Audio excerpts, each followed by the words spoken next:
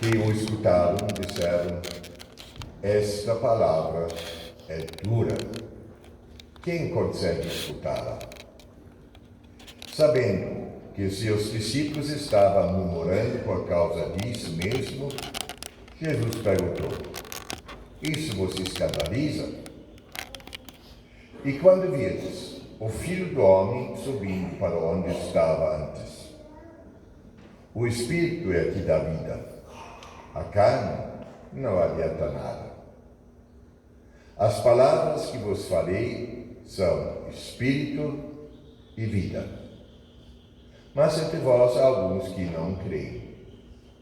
Jesus sabia desde o início quem eram os que não tinham fé e quem havia de entregá-lo. E acrescentou: é por isso que vos disse: ninguém pode vir a mim a não ser que lhe seja concedido pelo Pai.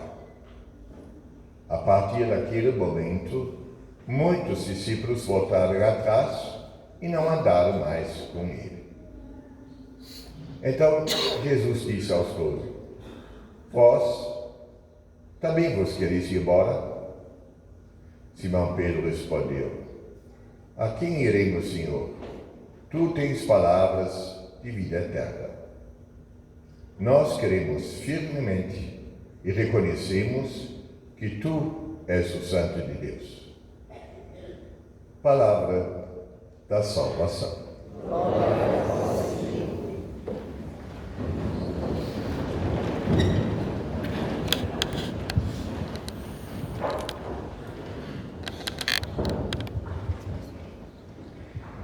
Estas palavras são duras para ouvir. Para quem de nós, pegando a Bíblia, Novo Testamento, durante anos tinha esse costume, grupos bíblicos estudavam a Bíblia e tal.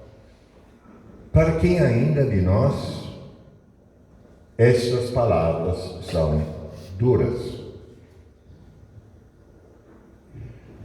Que Jesus é o Deus encarnado, que foi a questão aí, porque os discípulos abandonaram ele, porque para eles, como judeus, Deus é um. Então, como se diz que ele é o Deus encarnado? Isso para nós não é mais problema. Não? Todos nós já sabemos disso. Isto não tira mais nenhum segundo de sono. Mas se eu pegar um outro texto, se alguém te bater numa face, dele a outra,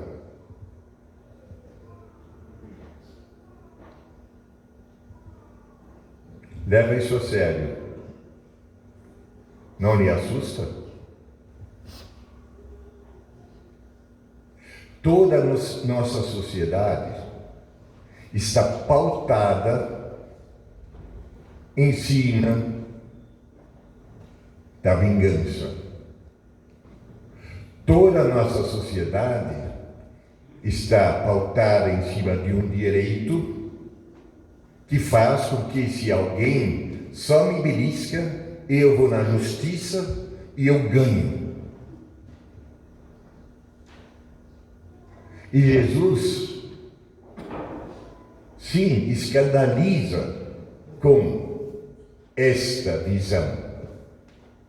Se alguém me faz injustiça, dê a outra face. Se nós usássemos isto constantemente nas nossas pregações, garante que as igrejas estariam mais vazias ainda do que estão. Porque nenhum de nós vive isso. Todos nós, quando alguém bate na minha face, no mínimo eu reclamo. e espera o momento certo para dar o troco.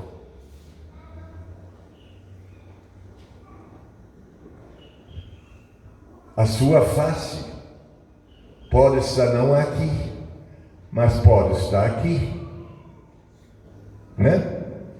Deixa alguém bater no seu bolso, onde você guarda o seu dinheirinho, para ver o que você faz.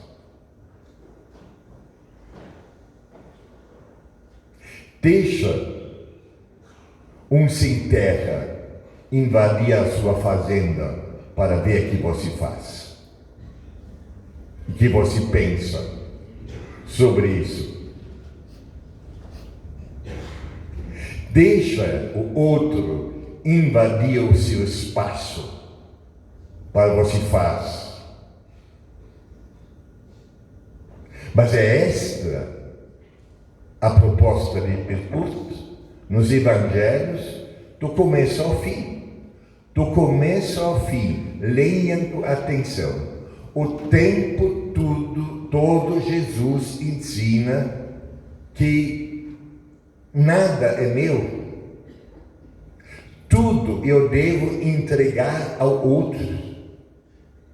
A minha vida precisa ser pautada na entrega, não ao ter. E isto, 2000 anos, se esqueceu. Ao contrário, né? O cristianismo é a escola, na verdade, o cristianismo grego, né? Porque é a filosofia grega que está por trás disto, não Jesus. A filosofia grega transvestida de cristianismo está exatamente ao contrário do que o Evangelho diz. Exatamente o oposto. E todos nós achamos que este oposto é a verdade. E não é. Leia os Evangelhos e olham o que está lá. E o final e o desfecho, o ápice do Evangelho é Jesus entregue na cruz. Toda vez que nós estamos numa missa, na hora da consagração, o que o padre diz? Entregou o seu corpo, entregou o seu sangue. É esta a mensagem. E não é, e fazei isto em minha memória. Ou seja, o que eu vos ensinei, eu quero que vocês façais aos outros. E eu vou perdoar vocês como vocês perdoam aos outros. Os 4 evangelhos têm este teor. E agora me digam, nós aqui agora, quem de nós consegue viver realmente a partir deste teor? Acordar de manhã e o primeiro pensamento hoje, eu vou me entregar. Eu não vou viver os meus interesses. Eu vou viver nos interesses, primeiro, já cedo, de quem repartiu a cama comigo, a casa comigo, quem está aí. E quando sai de casa, eu vou me entregar ao motorista de ônibus, se eu for de ônibus, ao meu motorista, se eu tenho um motorista para dirigir o meu carro, e eu vou me entregar aos outros que estão no caminho comigo e não brigar no trânsito. Dá uma olhada nesses pequenos gestos. Chegamos lá, no sinal vermelho, o que todo mundo faz? Eu estou terceiro na fila, lá não tem ninguém. Eu vou para chegar no primeiro lugar na outra faixa. Para ser o primeiro para passar o sinal vermelho. Isto é inconsciente, mas mostra onde está a nossa cabeça. Observem os pequenos sinais da nossa vida. Elas não são cristãos. Portanto, nossa vida não é cristã. Pensem bem como uma igreja que se baseia no Evangelho conseguiu colocar a propriedade privada como o valor maior de todo um universo ocidental. E estamos fazendo uma luta enorme para redescobrir se existe a propriedade privada desde que ela esteja a serviço social. Já alcançamos isso. Mas isso não é evangelho. Isso tem a ver com outro evangelho de outro dia, né? Quando perguntaram sobre o divórcio, e Jesus disse, isso foi feito, Moisés fez para a dureza do vosso coração. Então, isto de dizer propriedade privada e com serviço, é um jeito que é feito agora para a dureza do nosso coração, mas evangelho não é. Então, meus amigos, não precisamos nos admirar que este pensamento grego transferido cristianismo não está dando mais certo.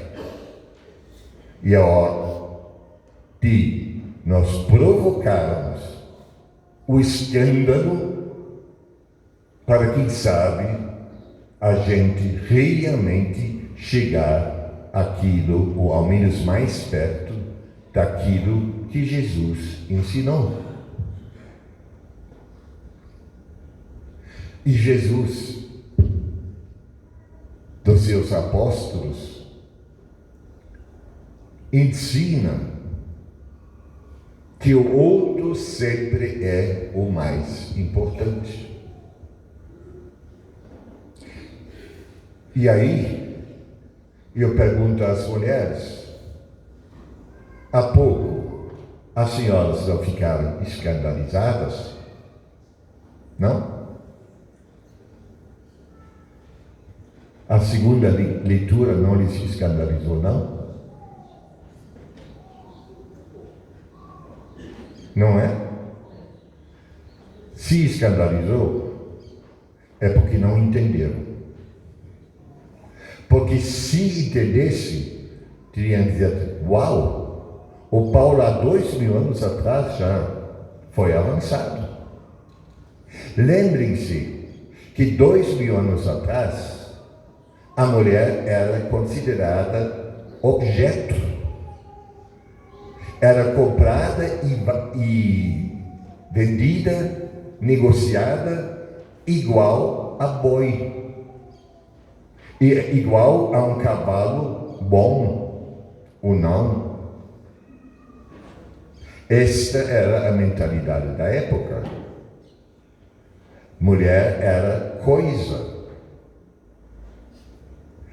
E aí, naquele momento, diante da dureza dos corações, Paulo já avança e já fala da mulher como uma pessoa, já não mais como coisa. Isso, para aquela época, escandalizou, e muito. E, além e pior, diz para os homens amarem a sua esposa como a si mesmos. Isto, para aquela época, era revolucionário. Revolucionário. Agora, esta revolução não pode parar 2000 anos atrás. O espírito que estava ali, que até aquele momento se conseguia verbalizar desta forma, hoje podemos verbalizar de outra forma. Então, hoje queria ficar ao pé da letra e não no significado da palavra, outra vez, não é o Espírito de Jesus. Outra vez, é um reter para si, se defender através da história. A história anda. A história precisa de novas interpretações. A história evolui. E graças a Deus, hoje, ninguém mais, a não ser algum psiquicamente desequilibrado, vai aceitar este texto ao pé da letra. Porque, inclusive, ele está contra a doutrina da igreja. Porque a doutrina da igreja, em 450, no concílio, reconheceu Deus como comunhão.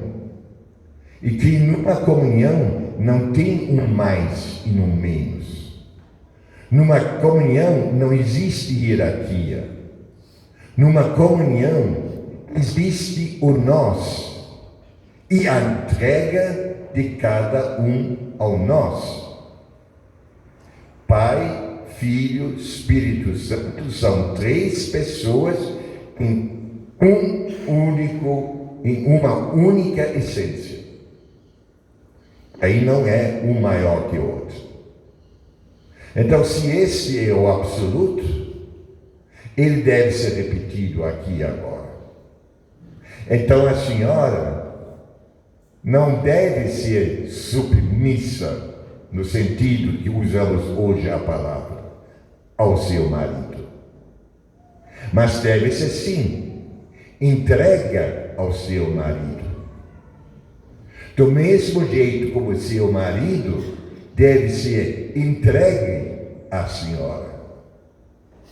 Comunhão se faz com entrega, não com domínio. Jesus nunca, em nenhum lugar, fala em domínio, fala em amor, ou seja, entrega.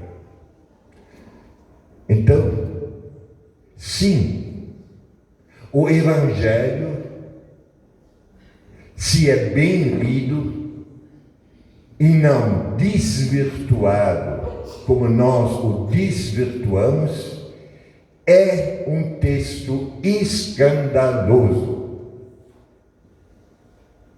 E quem quer ir embora por causa disto, que vá com a bênção de Deus.